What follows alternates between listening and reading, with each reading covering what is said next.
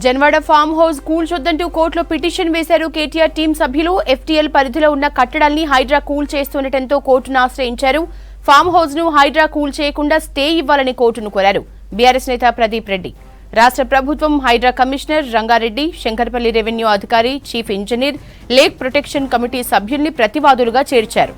పిటిషన్పై high court justice Laxman bench విచారణ చేపట్టింది. హైడ్రా ఏర్పాటును అభినందిస్తున్నామన్న హైకోర్టు హైడ్రాకు ఉన్న పరిమితులు, అధికారాలు తెలపాలని అధికారులకు ప్రశ్నించింది.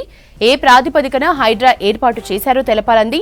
హైడ్రా 111 జీవో పరిధిలోకి రాదని తెలిపారు అడ్వకేట్ జనరల్. దీంతో రేపటి వరకు జన్వాడ ఫామ్ హౌస్ కూల్చొద్దని తెలిపింది హైకోర్టు. విచారణ మధ్యాహ్నం 2:30 గంటలకు వాయిదా వేసింది. జన్వాడ ఫామ్ హౌస్ పై హైకోర్టు వాదనలకు సంబంధించిన డీటెయిల్స్ ధనరాజ్ అందిస్తారు. ధనరాజ్, కోర్టు కామెంట్స్ ఏంటి?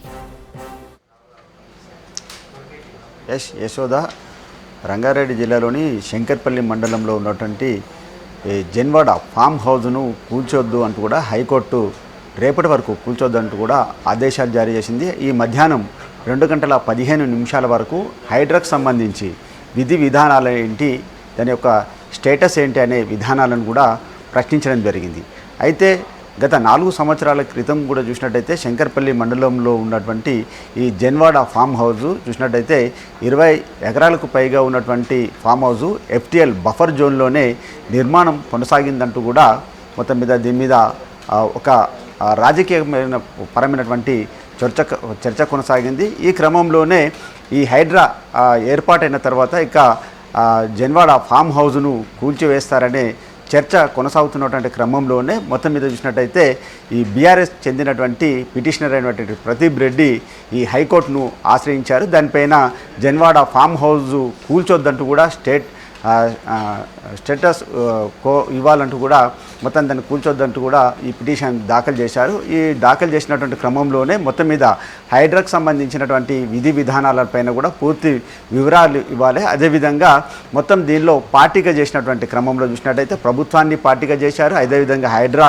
కమిషనర్ పార్టీగా చేయడం జరిగింది. అదేవిధంగా ఈ జలాశయాలకు సంబంధించినటువంటి భూములు, చెరువులకు సంబంధించినటువంటి పరిరక్షణ కమిటీకి సంబంధించి లేక్ వ్యూకి సంబంధించినటువంటి కమిటీని కూడా ఇందులో మొత్తానికి ప్రతివాదులుగా చేర్చడం జరిగింది. అయితే ఈ జన్వాడ సంబంధించినటువంటి ఫామ్ హౌస్ చూసినట్టయితే కూడా మొత్తం అక్కడ ఉన్నటువంటి 111 జీవో ప్రకారం మరి అక్కడ ఉన్నటువంటి సంబంధించినటువంటి రెవెన్యూ అధికారులను కూడా పార్టీగా చేయడం జరిగింది. అయితే మొత్తం మీద హైడ్రాకు సంబంధించినటువంటి గత 20 సంవత్సరాలకు సంబంధించినటువంటి కట్టుకున్న వాటిని ఏ విధంగా కూల్స్తారంటూ కూడా వాదనలు కూడా కొనసాగాయి. అయితే రాష్ట్ర ప్రభుత్వం హైడ్రాకు సంబంధించినటువంటి ఏదైతే హైడ్రాకు ఉన్నటువంటి కమిషనర్ను నియమించారో దాన్ని స్వాగతిస్తున్నామంటూ కూడా ఇటు పిటిషనరు చెప్పడం జరిగింది. దీనిపైన కూడా మొత్తం మీద హైడ్రాకు సంబంధించినటువంటి విధి విధానాలు ఏంటి అని కూడా ఇటు హైకోర్టు న్యాయమూర్తి దానిపైన విధి విధానాలన్నింటిని కూడా 2:15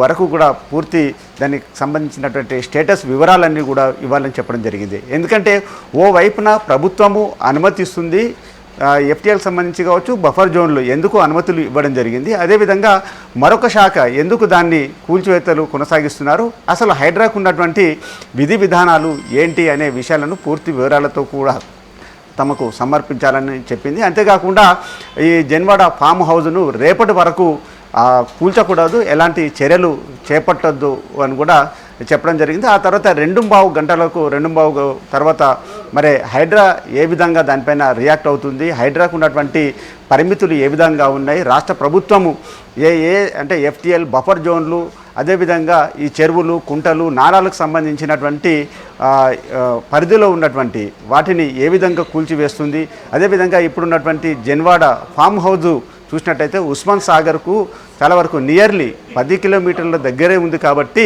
మరి ఇది ఎఫ్టీఎల్ బఫర్ జోన్ పరిధిలోకి వస్తుందని భావిస్తుందా, అదేవిధంగా జీవో చూసినట్టయితే 111 సంబంధించినటువంటి జీవో ఏం చెప్తుంది అనే విషయాలపైన కూడా మొత్తం మీద హైడ్రాకు సంబంధించినటువంటి మరి కౌంటర్ కూడా దాఖలు చేసే అవకాశం కూడా కనబడుతుంది. దీనిపైన కూడా 2:15 గంటలకు మొత్తం మీద హైడ్రాకు సంబంధించినటువంటి కమిషనర్ తరపు కూడా వాదనలు కూడా వినిపించబోతున్నారు.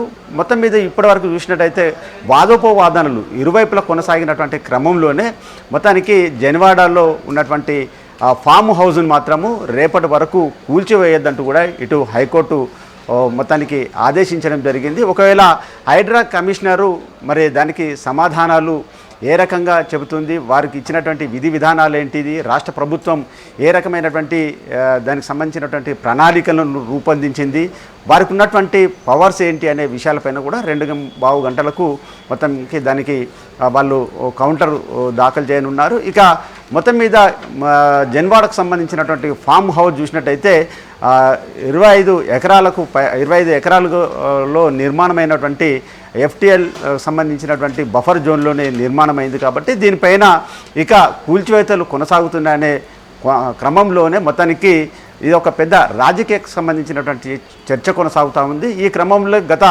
వారం 10 రోజుల నుంచి చూసినట్టయితే కూడా హైదరాబాదు నగర శివారు ప్రాంతంలో పాటుగాను మొత్తం ఈ FTL బఫర్ జోన్లలో హైడ్రా తీసుకున్నటువంటి చర్యలు చూసినట్టయితే కూడా మొత్తం ప్రభుత్వం అంటే ఏదైతే హైడ్రాకు సంబంధించినటువంటి నిర్మాణాలు సంబంధించిన వాటిపై చర్యలు కొనసాగుతున్నటువంటి క్రమంలోనే బీఆర్ఎస్ చెందినటువంటి నేత అయినటువంటి ప్రదీప్ రెడ్డి పిటిషనరు మొత్తం మీద ముందస్తుగానే అంటే జన్వాడ ఫామ్ హౌస్ కూల్చొద్దంటూ కూడా ఈ హైకోర్టులో పిటిషన్ దాఖలు చేశారు. మొత్తం మీద ఈ క్రమంలోనే మరి ఇక హైడ్రా కమిషనరు ఎలాంటి సమాధానాలు కూడా చెప్పబోతుంది అనేది కొంతవరకు ఉత్కంఠ రేగుతుంది.